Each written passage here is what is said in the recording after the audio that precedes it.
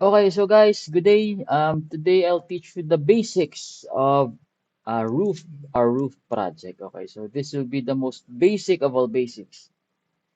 So yeah, so let's start.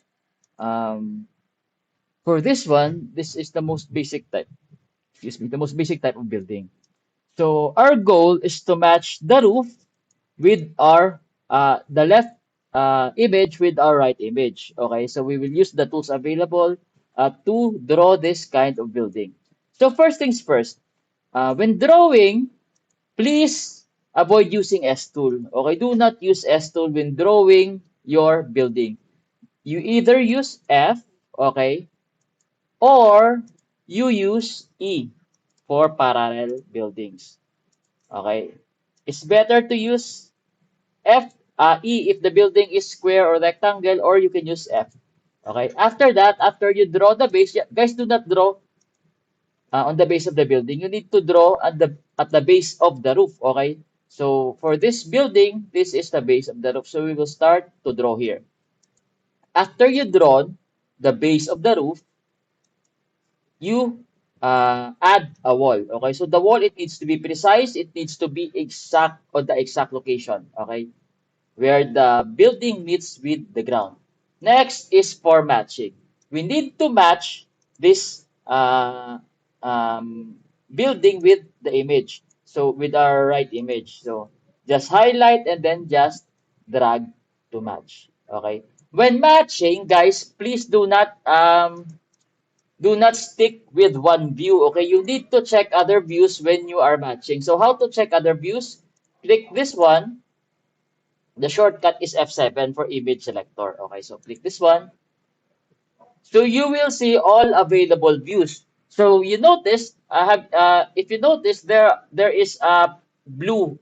The blue box, it represents your left view, and the red box, it represents your right view. So normally, for the left view, let's avoid changing right views unless we do not have clear views for the left image. For the right, it's best to switch between views, okay? So that you can sometimes because there are views on on the left right side that it's different from other. For example, if you are seeing top dead center, please avoid using the top dead center or the top view because if you use top view or top dead center, you won't be able to measure the correct height or the correct range of the roof. So it's better when choosing views you choose views like this one.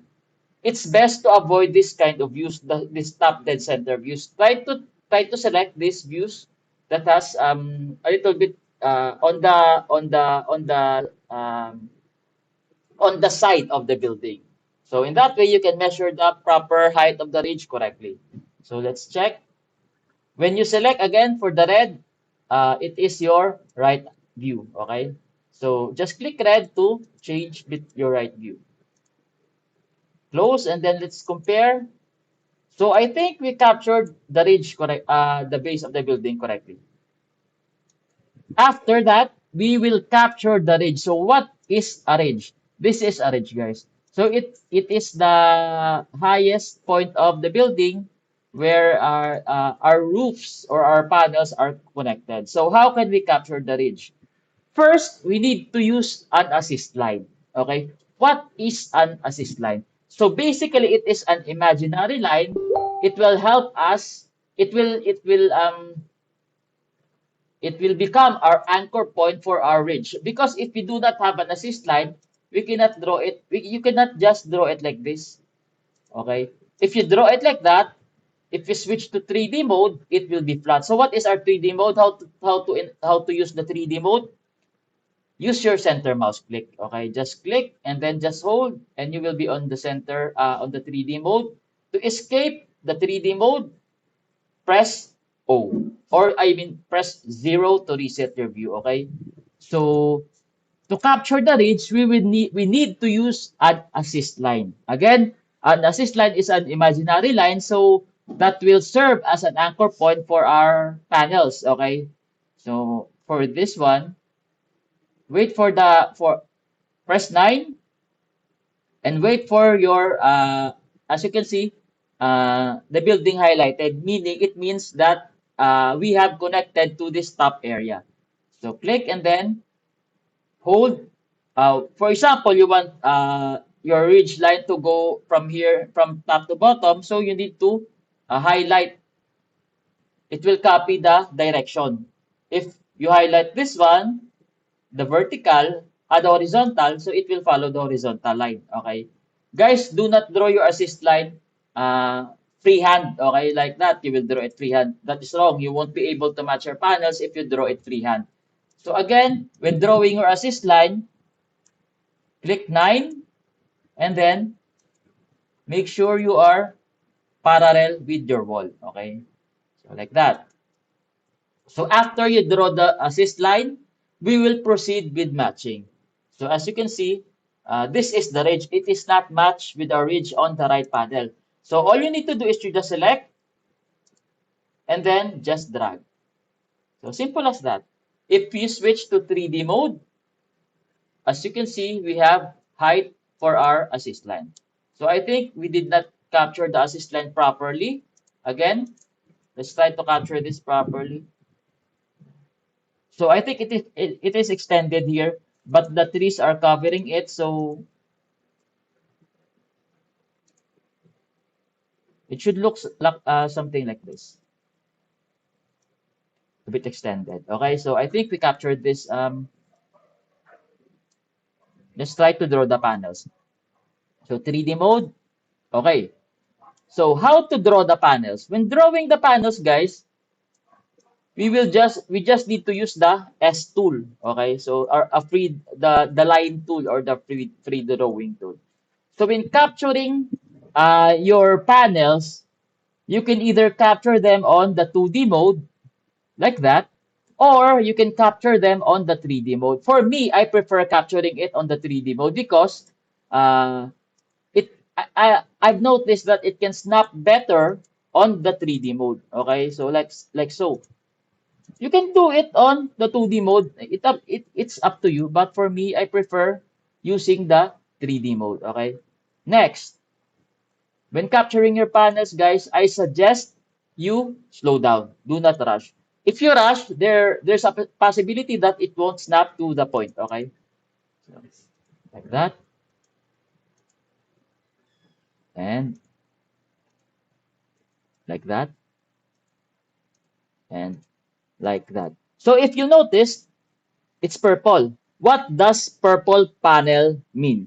It means that this panel is not aligned or is not straight with the wall. So we need to fix this one. It needs to be aligned with the wall, guys. Okay. So normally, side panel should be aligned with our the main building wall. Okay. So how to fix this one?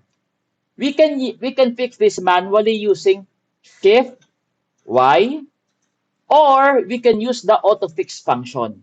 Okay, so it will automatically fix uh, all also all small errors. For example, a panel is inserted, or we have uh, um, panels that is not aligned with the wall, but it is not 100% guaranteed to work.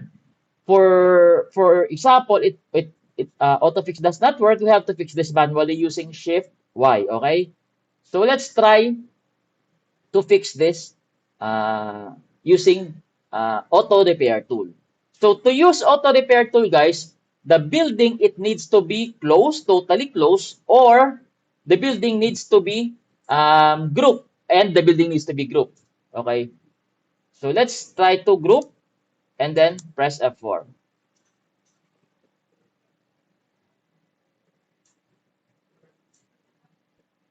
Okay, so for this one, it fixed this area, but it has a red here. What does red mean? It means that it has a missing panel. Okay, when we check our console or our mask, okay, our tilde key, as you can see, it is orange. The orange, it tells you that this thing is flat or it has no panels. Okay, if you check, if we try to draw a flat surface, if you check the tilde key, it will be highlighted as orange colored. It means this is flat. So for this one, it is flat. The red panels also indicates that this area is not snap or it is open. So if you see a red panel on your task, it means it has a panel or it has you might miss a panel or it has it did not snap properly. Okay, like for example, like this one. Okay, so this one it is orange, so it means it's not. It doesn't have a red line. But this one it has red lines, meaning this area has a gap. Guys, for buildings with red lines, it should be fixed. You cannot submit a task with red lines. It will be pushed back to you. Okay. For these lines, we need to fix them properly. Okay. So just redraw your if you captured your base correctly, then you will not have an issue with your snapping. Okay. Yes. So you can try to snap it again, but this time you need to slow down. Okay.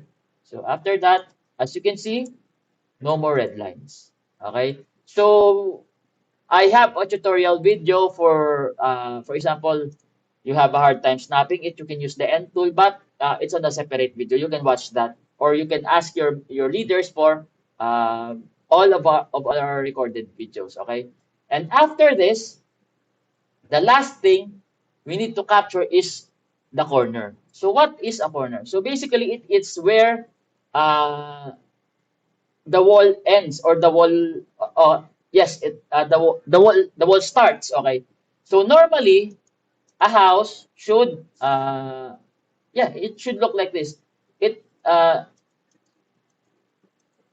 You will see a space, okay, a space between the edge of the roof and the wall itself. Is The purpose of that is for rain, okay, for rain to not hit the wall, okay, because if the wall is on the same plane as the roof, there's a big chance that water will seep through the wall. So most of the houses walls are inserted uh, before the roof. Okay? So for example, like this one. As you can see the wall, we can see the wall from here. Okay? So we will, to draw our corner, we need to use the assist line, again, 9. Okay? So we can see this is where the wall is located. So make sure you highlight, copy, and so we have our, so let's draw again. Okay, so that is the location of the wall. But for the right image, we will move this assist line to the actual location. This is for our eye view only. But this one, for the right, this will become our this will serve. Okay, we will adjust the assist line to the actual location of the wall itself. So for this one, we need to insert the assist line to the actual location of the wall. Okay. So your corners, they must be inserted inside the main building. Okay. So again, let's try to draw it again. So this is the location. What do you call this? Visual location. Okay. Let's so it's better, guys, when you are drawing your corners, select views that has similar orientation. Okay. Let's try to look other views. Let's try to check other views if okay, so let's try this one. Okay. So visually, this is the location of the wall, correct? Okay, so wrong. I did not snap. So again, make sure you are snap, and then insert it to the actual location of the wall, like so. So it will be inside of the main building.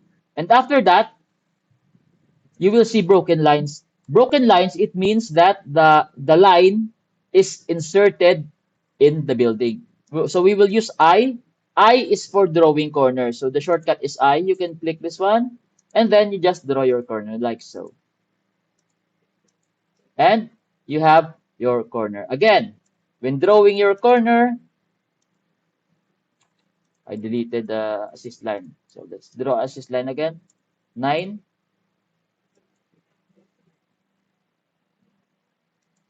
Insert. Okay, so again, corner should be inserted inside the building. Press I. Guys, when drawing your corners, when you press I, do not press other keys. If you press other keys, the I will reset. Okay, the corner will reset. So again, if you press I, you should draw it directly. Do not press other, for example, you press I, you press W, so the I will cancel. Okay, so press I, so, and draw it like so. And after that, group and check your F4 for orthofix. Always group, guys, when you are done with drawing, you need to group and you need to use autofix. After that, we need to check for the final result. So how to check for the final result? Alt R, or if Alt R won't work on you, especially on those who are on NVIDIA video cards, you can press this one, okay, image selector F7, and click this one. So show report render.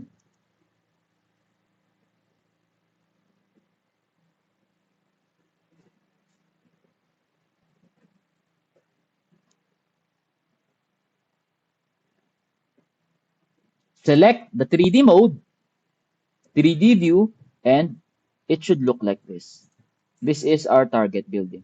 Guys, as long you capture the top roof correctly, then you are good to go. Okay? So you need to capture it perfectly for your task to pass through the checker site. Okay?